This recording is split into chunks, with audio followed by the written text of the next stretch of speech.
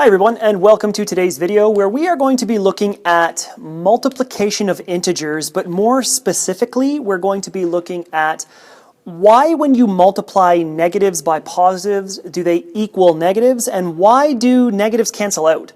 So let's get started with today. You can see that I've got this split into 4 sections here. No, it is not a Cartesian plane. It's just a canvas for me to work on these questions separately. So after we draw these out, it will be hopefully a little bit more clear to you.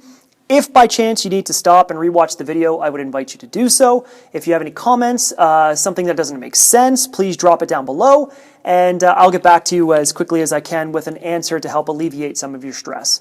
So first things that we're going to be looking at is we are going to be looking at this guy right here. Relatively simple. You're probably familiar with how to do this, but we're going to draw it out anyway to show you the concept, and then I'll show you on a number line exactly what it means. So we have got this guy, which is 2 groups of 5, and you guys might not refer to it as groups of, you might refer to it as times. I like to always, with my students, talk to this as a group of, and the reason for that is it kind of reminds them what it is. So if we were going to draw this out, what it's telling us is that we have a group over here and a group here, and inside each of these groups we have 5 positive whatever. So I'll just draw them out. 2, 4, 5. 1, 2, 3, 4, 5. And if we remember what the concept of a multiplication actually means, it means that we're adding. It's a faster way to add, is what multiplication is. So essentially, 2 times 5 is the same as 5 plus 5. It's the same thing, it's just we use multiplication as a faster way to do that. So if I took these 2 groups, put them together like I would if I was adding, you can see that I have 10. Pretty simple, right? So let's look at that on a number line. If I had a number line here where we'll start at 0, 1, 2, 3, 4, 5, 6. Essentially what this means is I'm going to be making 2 jumps of 5.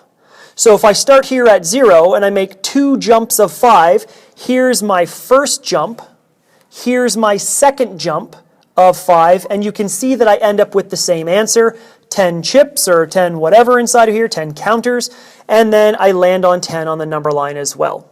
Okay, so let's switch gears. Let's talk about this guy right here where we're looking at a negative number now, and we'll switch colors. We'll go to yellow. This is saying that I have negative 2 groups of 5. Okay, so if I was to draw that out, I'll draw it out exactly the same way I did over here, where here is a group and here is a group, and inside that I have 5 positives. And I know they're positives because there is no negative sign right here. This is just the number 5. But what this is telling me is that the groups themselves are negative. So anything inside this group is going to have a negative connotation attached to it. So even though these are positive, we know that the entire group itself will become negative, which means that if I was adding these together, I have a negative 5 and a negative 5. And a negative 5 and a negative 5 together would give me a negative 10. And again, if I did that on a number line, where I started at 0 this time, and I know I'm working backwards, so I know I'm working into the negatives. 6, negative 7, 8, negative 9, and almost at the very end, negative 10. I'm still making negative 2 jumps. Negative 2 jumps of 5. So negative 1 jump of 5, negative 2 jumps of 5, landing me here at the negative 10 answer. If I look at this guy down here, I'll switch again. We'll go to, I've done pink, we'll go to green. This is telling me I have 2 groups, but the groups are positive this time. So okay, let's draw them out. So here is one group, here is a second group, and inside those groups, I have negative counters now. So I have negative numbers. It's negative 5 inside. So where before this entire group was negative, now I no longer have negative groups, but what I have here instead are negative chips inside, which is the same as this. So if I took these negative 5s and these negative 5s, I put them together and added them, I'm going to end up with the same answer that I had over here. I'm going to end up with a negative 10 answer. And on the number line, it's pretty much the same thing. I'm making 2 jumps of negative 5. Negative tells me I'm working this way on the number line. Here's my first jump of negative 5. Here's my second jump of negative 5. So it works out the same thing. It's a negative 10 response. But this one is the most confusing for students. And let's talk about this for a second, because this one needs a little bit more of an explanation. What it's telling me here is that I have a negative group, and inside I have negative numbers.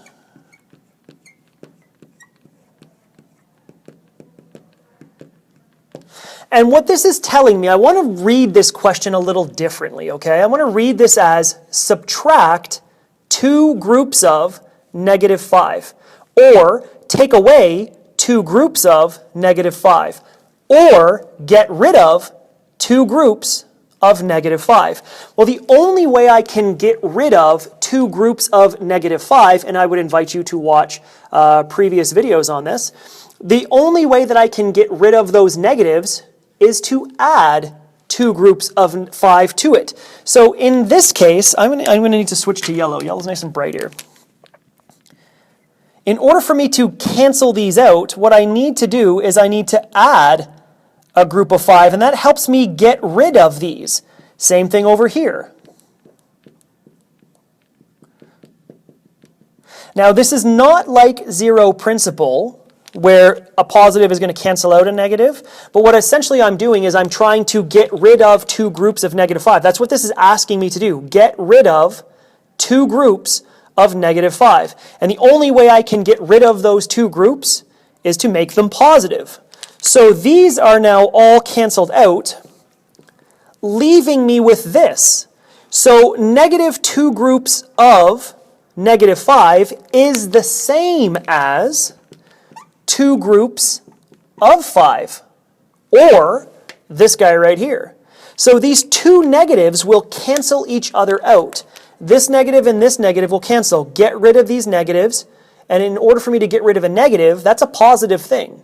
I want to get rid of something that is bad, and in doing so, I'm creating a positive for myself. So this conceptually is the understanding of why negatives will cancel each other out.